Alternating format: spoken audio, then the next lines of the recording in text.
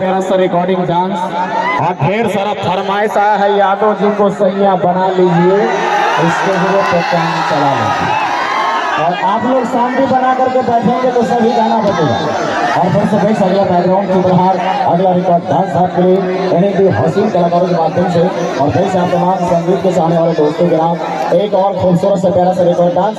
और भैया आपका शादी हो गया है, आपका शादी हुआ है नहीं हुआ है? आपका नहीं हुआ है, क्या नाम है आपका?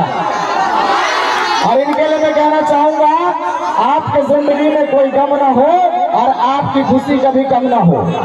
आपकी जिंदगी में कोई गम ना हो और आपकी खुशी कभी कम ना हो। भगवान आपको ऐसी बीवी दे जो सन्नी लियोनी से कम ना हो। तो जोरदार बहाते हैं जिनके सीने में गम हो, आंसू वही बहाते हैं जिनके सीने में गम हो, और ताली वही बजाते हैं जिनके बाजू में दम हो। तो एक बार जोरदार ताली हो जाए, जोरदार ताली। और पेश है उषा यादव जी की आवाजों में इनके एल्बम का गाया हुआ खूबसूरत सा प्यारा सा सॉन्ग आपके लिए। और बहुत सारे यूट्यूब चैनल